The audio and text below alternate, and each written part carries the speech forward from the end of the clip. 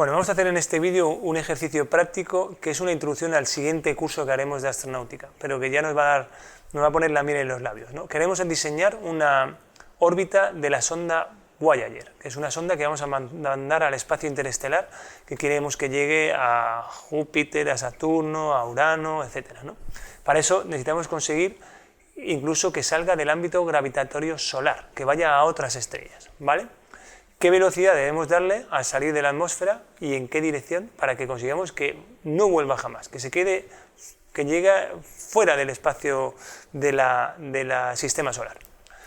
Bueno, pues vamos a ver cómo es el sistema, cómo es el esquema. Nosotros veíamos que Venus efectivamente va a una velocidad de 35 km por segundo, que la Tierra va a una velocidad de 30 km por segundo y tenemos que expulsar esa sonda a una velocidad que no sabemos cuál es para que alcance una órbita parabólica, es decir, que no vuelva jamás, ¿vale?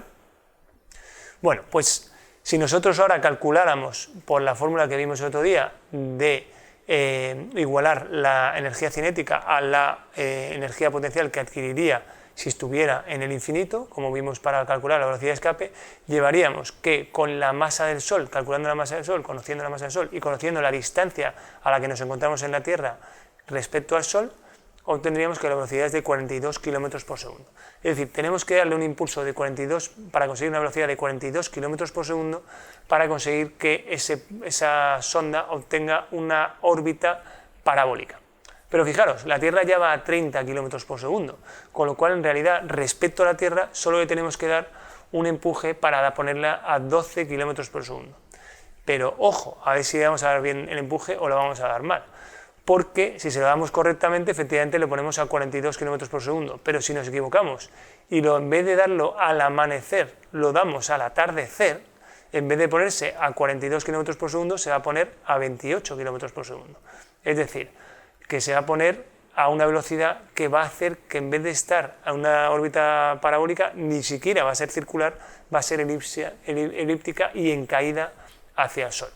Pero sí que mantendrá ese giro en la misma dirección en la que va la Tierra, a pesar de que nosotros lo hemos lanzado hacia el otro lado, mantendrá el giro en la dirección que va la Tierra porque la velocidad de arrastre o de inercia de la Tierra es 30 km por segundo, la que nosotros le hemos metido es 12, por lo tanto la suma de las dos es 28 en la dirección de la Tierra. Y este sería un poco el movimiento aparente que tendría esa sonda que hemos enviado equivocadamente en la otra dirección. Si la mandamos en la dirección correcta, estaría a 42 km por segundo y ya se iría a una órbita parabólica. Además coincide que la velocidad que le tenemos que dar respecto a la Tierra, que es de esos 12 adicionales, es mayor que la velocidad de escape de la órbita de la Tierra, con lo cual ya conseguimos que salga de la órbita de la Tierra y además salga de la órbita del Sol.